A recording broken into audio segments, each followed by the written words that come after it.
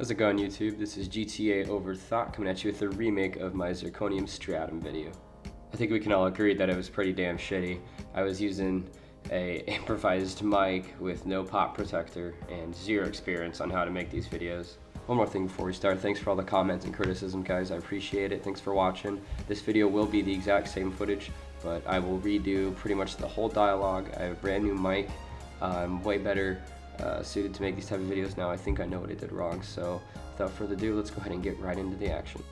The Stratum is a relatively unassuming wagon, but it's not without its quirks. For instance, do you know it's the only car in the game to come with a performance exhaust standard, or that it has multiple spawning variants, including a twin turbo? As you can see right now, it has a pretty beefy engine bay, what looks like an inline 6 with a massive turbo and intercooler. So why did Rockstar bother doing this to just a relatively unassuming wagon? Now let's get back to what I was talking about. There are 6 different spawning variants of this car, and I will touch upon each of them right now. For our first variant, it's the most common, it's the normal wagon. The second variant has a front lip on the front bumper, and I think it's the best looking. The third variant is the twin turbo variant, which has a spoiler on the top and the rear badging. The fourth has a roof rack and sunroof, which can be open or closed. The fifth one is one of the rarer variants. It has a front lip, spoiler, and twin turbo. And sixth, the legendary beast, has everything: front lip, spoiler, roof rack, sunroof, and twin turbo. So you may not know this, but you can actually buy the Zirconium Stratum. So I wanted to conduct a test and see if I could get any of these variants to spawn by purchasing them. So I bought a garage, bought 10 Stratums, and I wanted to see what all showed up. So here are the results of my first test.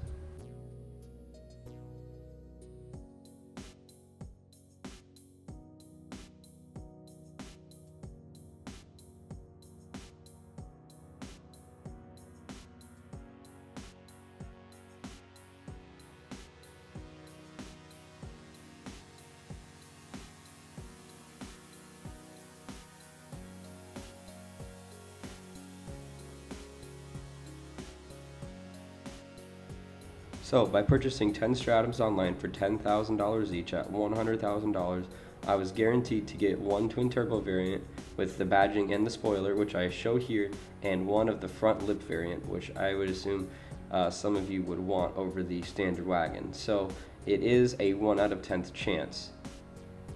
But I don't like those odds, and this is GTA Overthought, so I decided to conduct another test. I bought a whole nother garage and bought 8 yellow Stratums this time at another $100,000 to see what the results were again.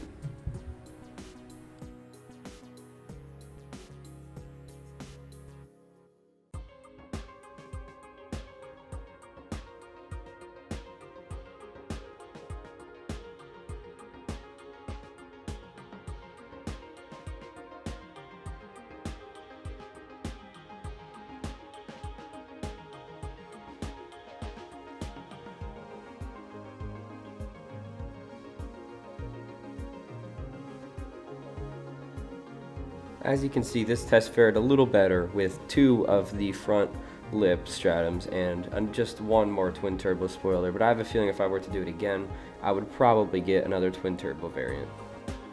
So that means by purchasing your Stratum, you only have 1 out of 10 shot to get the variant you want, but we're still missing a few variants. What about the all-inclusive one? And what about the ones with roof racks? So I took to the streets to find my Stratums, and turns out they spawn very frequently in the village of Harmony, is what it's called, on Route 68 right there on the map. And as you can see, I was able to find variants with roof racks all the time, and interesting enough, they almost all had open sunroofs.